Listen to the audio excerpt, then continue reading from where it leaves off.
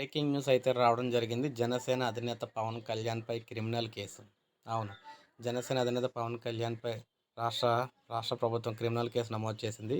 వాలంటీర్లకు వ్యతిరేకంగా అనుచిత వ్యాఖ్యలు చేశారని, ప్రభుత్వ ప్రతిష్టకు భంగం కలిగించారనే ఆరోపణలతో ఆయనపై క్రిమినల్ కేసు పెట్టింది. విచారణకు స్వీకరించిన జిల్లా ప్రధాన న్యాయస్థానం 499, 500 ఐపీసీ సెక్షన్ కింద పవన్పై క్రిమినల్ కేసులు అయితే నమోదు చేసి 4 అదనపు జిల్లా కోర్టుకు బదిలీ చేసింది. పవన్ కళ్యాణ్ మార్చి 25న విచారణకు హాజరు కావాలని కూడా 4 అదనపు జిల్లా కోర్టు న్యాయమూర్తి శరత్ బాబు నోటీసులు ఇచ్చారు. గత ఏడాది జూలై 9న ఏలూరులో వారాహి యాత్రలో పవన్ కళ్యాణ్ మాట్లాడుతూ కేంద్ర నిఘా వర్గాల సమాచారం మేరకు రాష్ట్రంలో సుమారు 29,000 నుంచి 30,000 మంది అమ్మాయిలు అదృశ్యమయ్యారని అన్నారు. వారిలో 14,000 మంది తిరిగి వచ్చారని పోలీసులు చెబుతున్నారని, మిగిలిన వారి గురించి ముఖ్యమంత్రి ఎందుకు ప్రశ్నించడం లేదని నిలదీశారు.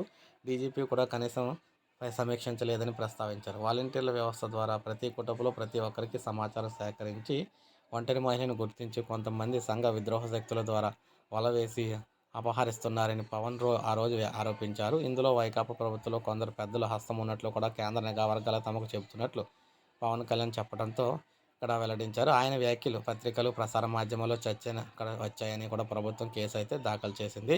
అయితే వాలంటీర్ల మనోధైర్యాన్ని దెబ్బతీయడమే కాకుండా ప్రభుత్వంపై బురద జల్లేలా పవన్ వ్యాఖ్యానించారని, ఆయనపై చర్యలు తీసుకోవాలని న్యాయస్థానంలో దాఖలు చేసిన ఫిర్యాదులో పేర్కొన్నారు. సో ఈ మీదకు ఈయనపై క్రిమినల్ కేసు అయితే పెట్టడం జరిగిందనమాట. సో ఈ విధంగా మొత్తం మేము చూసుకున్నట్లయితే మొట్టమొదటి క్రిమినల్ కేసు అయితే నమోదైంది ఈయన మీద. సో ఇప్పుడే మనకు అప్డేట్ వచ్చింది. ఒక లైక్ చేయండి, సబ్స్క్రైబ్ చేసుకోకపోతే మన ఛానల్ సబ్స్క్రైబ్ చేసుకొని ఫాలో అవుతున్నాను.